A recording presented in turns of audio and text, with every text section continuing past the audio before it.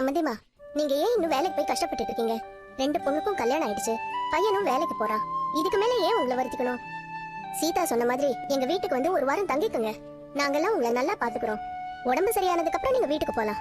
வேண்டாமா, அம்மாவை நாங்க பாத்துக்கிறோம். ஆமாமா, எங்க வீடு கூட கூட்டு போய் பாத்துக்கிறோம். அத்தை, அந்த வீட்ல எல்லாம் எங்க அம்மாக்கு மரியாதையே கிடையாது. அவங்க எல்லாம் அங்க போனாங்கன்னா இப்ப இருக்கிறத விட நிலைமை ரொம்ப மோசமாயிடும். நம்ம வீட்டுக்கே கூட்டிட்டு போலாம்.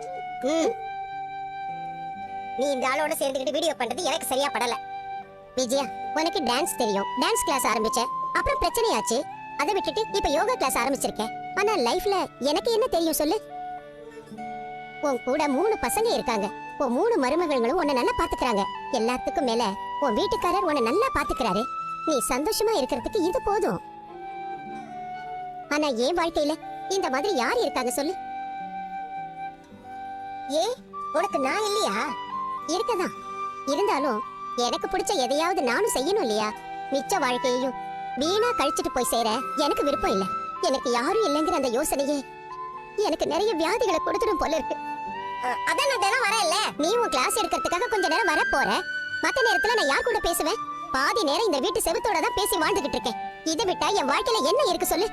அதனால என் வாழ்க்கையில கொஞ்சம் சந்தோஷமா இருக்கிறதுக்கும் என் வாழ்க்கையும் கொஞ்சம் அர்த்தம் உள்ளதா மாத்திக்கிறதுக்கும் எனக்கு இதெல்லாம் தேவைப்படுது. அவர் கதை எழுதி தர போறாரு, நான் அதை படிக்க போறேன். நீ அதையும் கெடுக்க பாக்குறியா? நான் என்ன சொல்ல? வணக்கம் மாஸ்டர்.